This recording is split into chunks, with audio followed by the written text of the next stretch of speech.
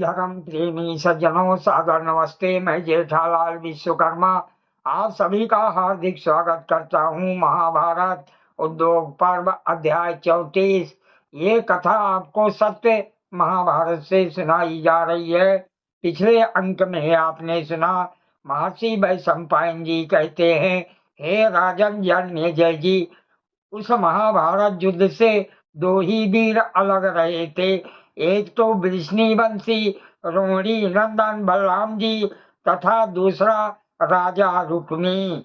बलराम जी के तीर्थ यात्रा पर तथा भीष्मक पुत्र रुक्मी के अपने नगर को लौट जाने पर पांडवों ने पुनः गुप्त मंत्रणा के लिए बैठक किया।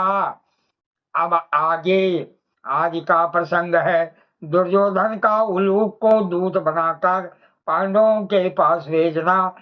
उलूक का पांडवों के पास जाकर भरी सभा में दुर्योधन का संदेश सुनाना। पांडव पक्ष की ओर से दुर्योधन के संदेश का उत्तर।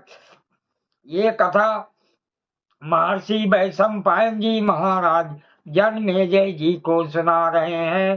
तब राजा जन्मेजय जी ने पूछा, हे द्विज श्रेष्ठ, जब इस प्रकार कुरुक्षेत्र में सेनाएं मोर्चा बांधकर खड़ी हो गईं, तब काल प्रेरित कौरवों ने क्या किया? महर्षि वैशंपायन जी कहते हैं, हे राजन जन्मेजय जी, हे भरत कुल तिलक महाराज जी, जब वह सभी सेनाएं कुरुक्षेत्र में व्यूह रचना पूर्वक डट गईं, तब राजा धृतराष्ट्र ने संजय से कहा, हे संजय, यहाँ आओ तथा कौरवों और पांडवों के सेना के पड़ाव पड़ जाने पर वहाँ जो कुछ हुआ वो सब मुझे पूर्ण रूप से बताओ।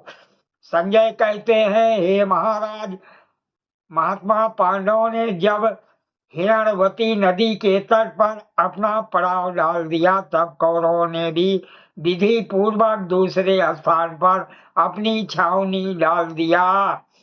हे राजेंद्र, हे भरत नंदन, हे नरश्रेष्ठ, राजा दुर्योधन ने अपनी शक्तिशाली सेना को वहां ठहराकर राधा नंदन कर्ण, भाई दुशासन तथा सुबल पुत्र शकुनी से संभाषण एवं परामर्श करके उलूक को एकांत में बुलाकर उससे इस प्रकार कहा, हे दूत कुशल शकुनी पुत्र उलूक, तुम सोमको तथा पांडवों के पास जाओ तथा वहां पहुंचकर श्री कृष्ण के समक्ष उनसे मेरा ये संदेश कहो।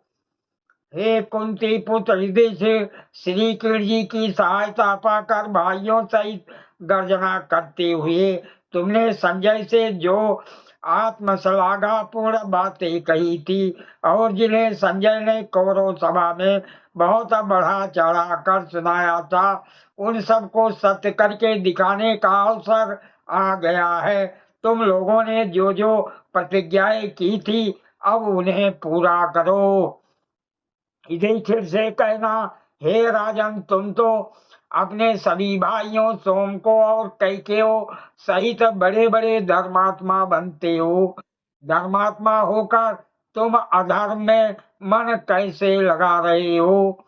तुम्हारी बातें तो कुछ और हैं, परंतु कर्म कुछ और ही ढंग के दिखाई देते हैं। तुम्हारा वेदा अध्ययन और शांत स्वभाव लोगों को दिखाने के लिए केवल पाखंड मात्र है। तुमने कौरव सभा में आते हुए श्री कृष्ण से जो ये संदेश दिलाया था कि हे राजन, मैं शांति और युद्ध दोनों के लिए तैयार हूँ। हे नरेश्वर, उस संग्राम का ये उपयुक्त अवसर आ गया है। भला क्षत्रिय युद्ध से बढ़कर दूसरे किस लाभ को महत्व देता है? हे उलूक, तुम पांडवों के समीप वासुदेव श्री कृष्ण से भी कहना कि हे जनार्दन, अब तुम पूरी तैयारी और तत्परता के साथ अपनी और पांडवों की भलाई के लिए मेरे साथ युद्ध करो। हे उलूक, उस बिना मूछों के मर्द अथवा भार वाहक बैल अधिक खाने वाले अज्ञानी और मूर्ख भीमसेन से भी बार बार मेरा ये संदेश कहना, पहले कौरव सभा में तूने जो प्रतिज्ञा की थी वो मिथ्या नहीं होनी चाहिए। यदि तुझमें शक्ति हो तो आकर दुशासन का रक्तपान करना। हे भारत, तुम तो निरे भोजन भट्ट हो, अतः अधिक खाने पीने में पुरस्कार पाने योग्य हो। कहाँ युद्ध और कहाँ भोजन, शक्ति हो तो युद्ध करो और मर्द बनो। हे उलोक, नकुल से भी कहना, हे भारत, तुम मेरे कहने से अब स्थिरता पूर्वक युद्ध करो, हम तुम्हारा पौरुष देखेंगे।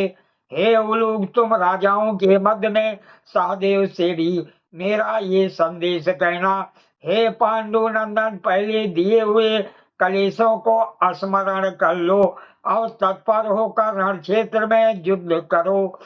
फिर पांचाल कुमार धृतराष्ट्र को भी मेरा ये संदेश सुना देना, हे राजकुमार, ये तुम्हारे योग्य समय प्राप्त हुआ है, तुम्हें आचार्य द्रोण अपने सामने ही मिल जाएंगे। ऐसा कहकर राजा दुर्योधन खिलखिलाकर हंस पड़ा। तदंतर उलूक से पुनः ये कहा, हे उलूक, तुम वसुदेव नंदन श्री कृष्ण के सामने ही अर्जुन से इस प्रकार कहना, हे वीर धनंजय, या तो तुम हम लोगों को परास्त करके इस पृथ्वी पर शासन करो, अथवा हमारे द्वारा मारे जाकर सदा के लिए युद्ध भूमि में सो जाओ। हे पांडु नंदन, राज्य से निर्वासित होने, वन में निवास करने तथा द्रौपदी के अपमानित होने के कलेशों को स्मरण करके अब तो मर्द बनो। तुम संग्राम में बल पराक्रम, उत्तम शौर्य, अस्त्र संचालन की फुर्ती और पुरुषार्थ दिखाते हुए अपने बढ़े हुए क्रोध को हमारे ऊपर छोड़कर शांत कर लो।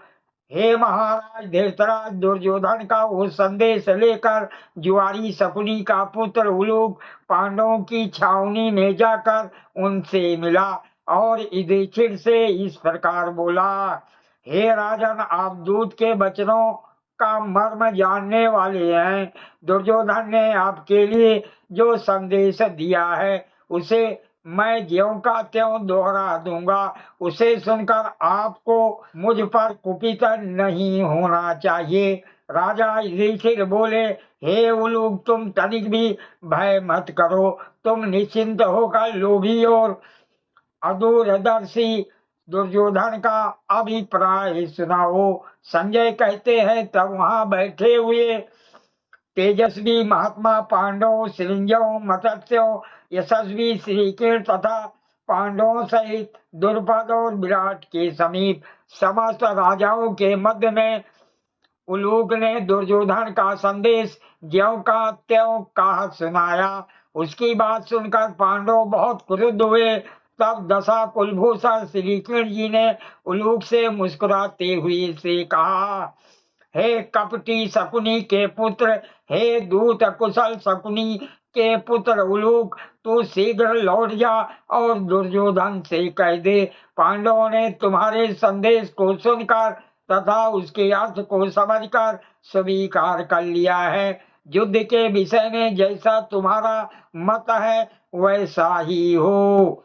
भीमसेन जी बोले, अरे हे मूर्ख, दुर्योधन ने तुझसे जो कुछ कहा है वो तेरा वचन हमने सुन लिया।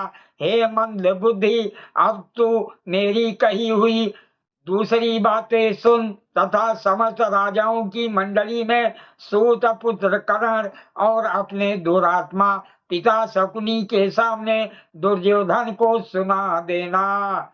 विशेष, संजय जी एक पत्रकार थे, उनको किसी महर्षि वेदव्यास जी ने दिव्य दृष्टि नहीं दिया था। ये बातें कपोल कल्पित और झूठी हैं। सादर प्रणाम। जय श्री कृष्ण।